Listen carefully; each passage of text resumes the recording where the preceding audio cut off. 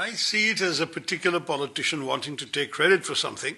And I can see that the government of India probably said, let them take the credit if they want to. Frankly, I don't like any of it. And the false equivalence between India and Pakistan, you're making equivalent the victim and the perpetrator, which is really shocking. The thing I didn't like about Mr. Trump's tweet is that it re-hyphenated India and Pakistan.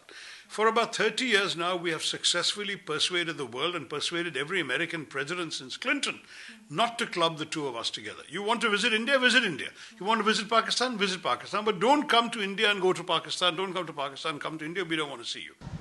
हम तो इसके खिलाफ नहीं इसके ना आज तक हमारा हमेशा का अफसोस था कि हमारे डोमेस्टिक इश्यूज में थर्ड पार्टी को हम एसोसिएट नहीं करते। ये पहली बार है कि अमेरिकन अथॉरिटी इसमें कुछ पब्लिसिटी हो रही है हमारे लिए, ये ठीक नहीं है।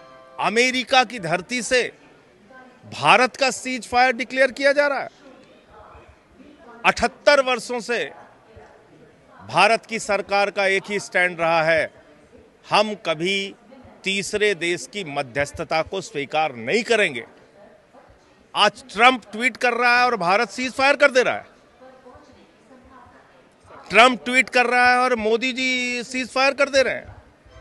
प्रेसिडेंट ट्रंप ने और उससे पहले मिस्टर नरेंद्र मोदी, अमित शाह जी, जो हमारा एक शिमला करार हुआ था, शिमला अकॉर्ड 1971 के बाद इंदिरा जी किया था, वो पढ़ लीजिए।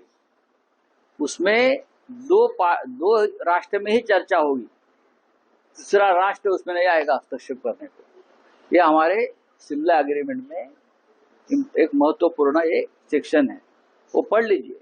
प्रेसिडेंट ट्रंप को सरपंच किसने बनाया, मुखिया किसने बनाया? प्रेसिडेंट ट्रंप को क्या हमने चौधरी बनाया है क्या? कहाँ भी घुस जाते हैं।